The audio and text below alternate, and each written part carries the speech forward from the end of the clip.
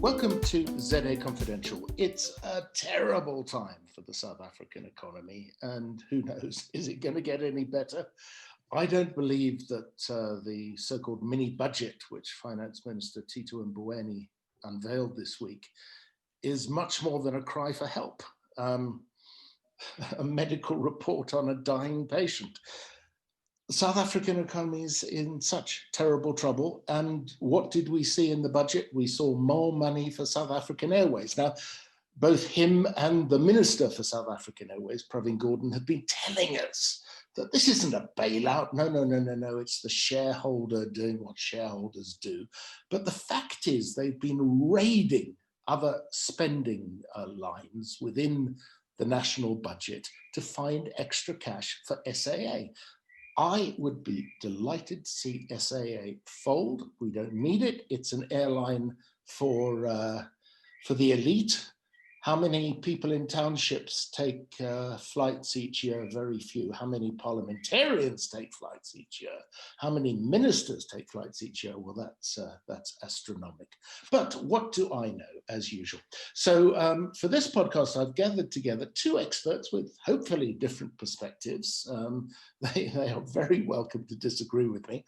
We have Dwayne Newman, who does a lot of advising to business on how to keep going through these difficult times, how to tap into support schemes where they are available. And we also have a man who I believe is one of our top 5 economists in the country. He's independent-minded, he's brilliant with figures, and he also bought me lunch recently, Mike Schussler. So many thanks to Dwayne Newman and Mike Schussler for joining me. Mike, without giving us a lecture, because we have limited time on this discussion, just give us a sense, an overview, a few bullet points on whether or not you thought the mini budget is going to help us. I think Mr. Mboweni was a bit on his own. I think he lost a cabinet fight. He had to bail out SAA, which he was vehemently opposed to. I get the idea that he's not very much into the thing because he's been posting Twitter posts of his cooking and from Magubas Kloof, and not sort of seemingly in the middle of this whole thing, which worries me a lot. I had a phone call from a young American hedge fund guy with a British accent, and I was quite surprised how much they knew. And I think we're overplaying our hand now. We are going to go up in debt. And there's 3 things that most economists have pointed out, apart from SAA now. You've made the example of SAA and the land bank. Other SOEs are coming. PRASA needs, and that is really a need because they transport workers, more money. So do other SOEs. So that line, Just for anybody listening from outside, SOE, state-owned enterprises. State-owned enterprise, and PRASA is our rail agency.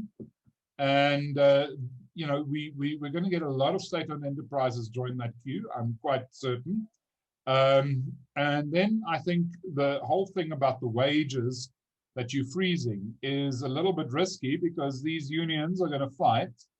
And there are elections, there are political decisions to be made, and it can be in that circumstance that you will give them an increase, which you say you're not now going to do, and that will push up our government debt from a sort of 95, 96% topish level to much more.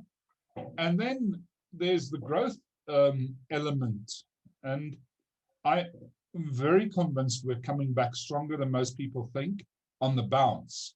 But after that, I'm very concerned if we will have the electricity. If government cuts back spending, then Dwayne will also tell you that some of that spending cut back will mean there's less subsidies for firms, and it'll make it a bit more difficult to compete. So I'm a little bit concerned that there's a lot of little flaky assumptions in that. And I think we will head over 100% in the next 3 or 4 years, debt to GDP, which is where it really gets scary. And I was on a podcast call with, not allowed to say who, but very prominent people in government themselves saying this is like really their last chance saloon. And they understand that. But if it doesn't turn out to be that, they rephrased Adrian, I'll get his name now, the economist of Cannon Asset Management, recently did a podcast where he said we're on a bus to Argentina. That phrase was reused, that we have this period and this period only to sort it out. Otherwise, in 5 years' time, we are on the bus to Argentina. Okay, well, Dwayne Newman, you interact probably on an hourly basis with some of your corporate clients. What did you tell them about this? Was it a non-event? Was it a scary event? I mean, interesting question, John. I mean, I think for me, I think most of it I expected. I think most of our clients expected. So I find it a non-event, to be really honest. Okay. So were there any surprises in it? No, not really. I think from a tax perspective, we expect the tax hole to be enormous. Okay. So I think it's the latest quantification is what, 320 billion rand. I mean, that's just astronomical amounts of money around reduction in tax collections. Obviously, in other discussions we've had, I mean, obviously the impact of reduction in tax collections in the alcohol, tobacco industry, that was all avoidable, okay? And government decisions significantly impacted those direct tax collections of excise duties. Those are huge amounts of money, okay? Are they going to recover in some of those sectors? The answer is no. However, in a lot of my discussions with clients, I was chatting to a manufacturing client last week. He says, obviously, there's been a big bounce in their business, okay, and they're in their paint sector, okay, a big bounce. And they say for the year, they'll probably end up being 5% below last year.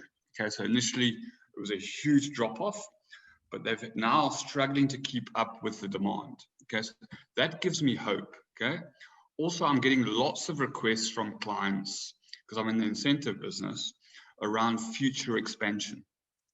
Okay, in South Africa and in Africa. Okay, are they looking, and obviously why do they speak to me, saying, well, what government support can I get on that journey? Are they struggling to get their projects over the line? The answer is yes, but they are considering expansion. I think South African business is resilient, they're entrepreneurial, and they are finding ways to make it work. So I think I always get hope from discussions with clients. Yes, have I been in the middle of UIF and TERS and companies going through retrenchments? The answer is yes.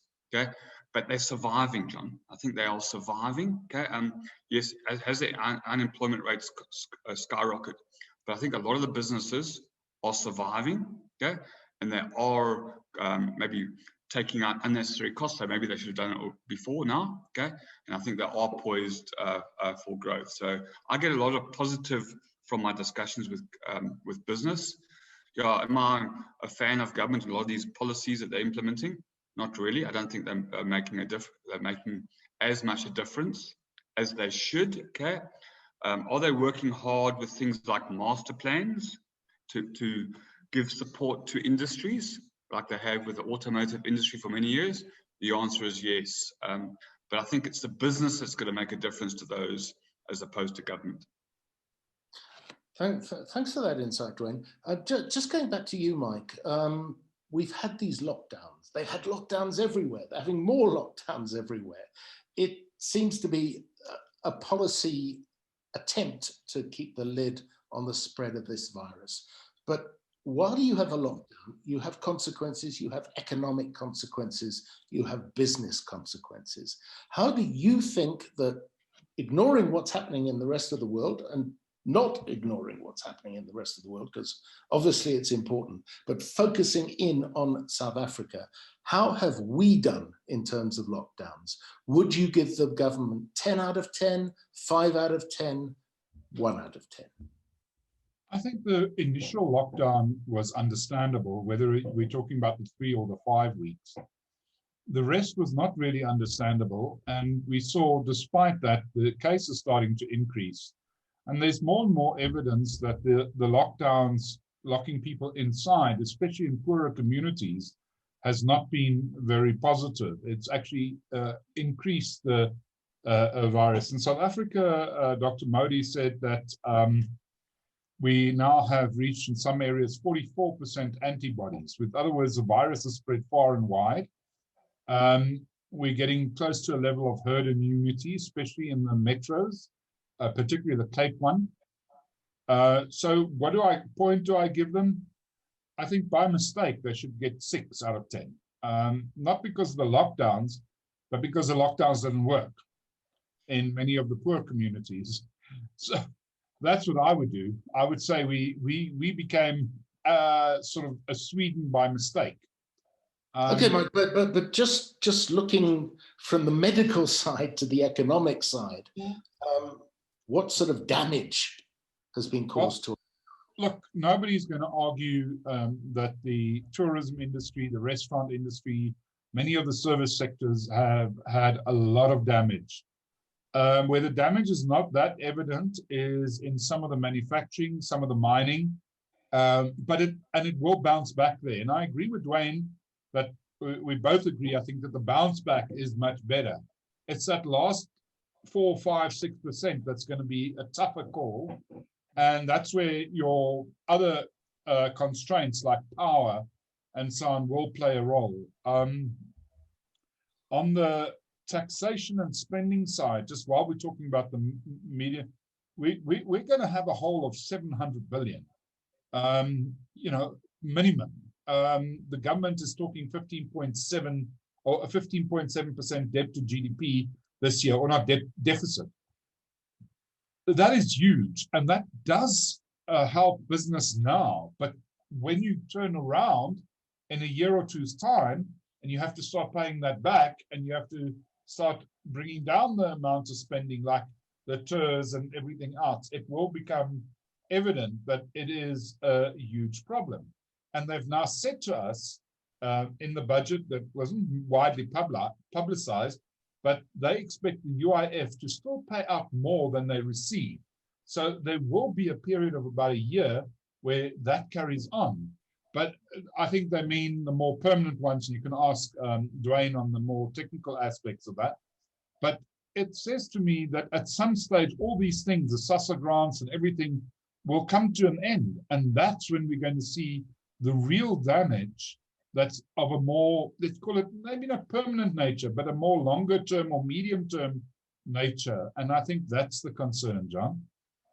Okay, Dwayne, it's not entirely clear because I haven't seen a formal announcement, but there is an expectation that the 3rd investment summit hosted by President Cyril Ramaphosa may well happen within the next month. Presumably it'll have to be virtual rather than people gathering in a room infecting one another. What sort of message do you think South Africa should be giving to potential investors? And I'm sure you interact with potential investors wondering whether it's worth dipping their toe in the South African economy. What advice do we give? Is it all gloom and doom, or is there still some hope, some prospect that people can make money in this economy, that the economy can improve? I mean, John, I think interesting question. I mean, I was sitting in a meeting with an investment promotion agency in the last week, and they in the Gauteng region. And I think they're quite bullish. And I think obviously we've been speaking to all these new investors. Have they been put off, okay, by the COVID and the government's response to that? The answer is no. Okay, people make investment decisions with putting in manufacturing plants for the long term. Do they understand there's going to be dips in the short term in those investments or delays in the implementation of their project? The answer is yes, they're not naive. But the reality is it's happening elsewhere in the world. So it's not like we are doing this and we're the only country impacted by this. Okay? I think everybody expects us to rebound globally, okay, around COVID at obviously different levels. Talking to companies in, let's say, the freight forwarding industry as an example, okay, what are they saying to me? They're saying to me globally some of those sectors are doing better than they ever have. Okay, let's take courier services. Okay, why? Because people are ordering a lot more online. Okay, they're making more money than they ever have. Okay? So certain sectors are quite bullish. Yes, have they been impacting, say, South Africa worse than in other countries? The answer is yes. Okay, but I think some global companies are taking a global view on this issue, and they are patient investors. People do not expect a $1 billion investment to get a return in a year. They're looking long term. I think generally I found they are positive. They're still positive about South Africa. Okay, well, unfortunately, we're almost out of time. But before we go, a very quick question, the same question to both of you, Mike and to Dwayne. Mike, will it be a Happy New Year? Will it be a Happy New Year? Yeah, I think people will be happier. They'll be seeing the end of COVID in sight. That first of all. But if you're looking for a job, maybe not so. I think jobs will follow a long time behind the recovery. And that's one concern I have. And then the other one is I'm not quite sure where they're going to get extra taxes from when they need it. I know they're cutting spending. And so there could be a little bit of a shock later on. But generally, I agree with Dwayne that there is certain areas where it's looking better, couriers being one of them. But then just to counteract that, if I look at the air freight and some, that looks really terrible still. And then I've got, the land transport's good. The sea transport, 1 month is good, 1 month is bad. It's still got a supply chain disruption in the process. But I think overall, we are now heading in the right direction. And if we don't get too much of an impact from the other lockdowns around the world, I think we have pretty much seen the worst, and we've now got to build for the future. Final thought from Dwayne. Happy New Year.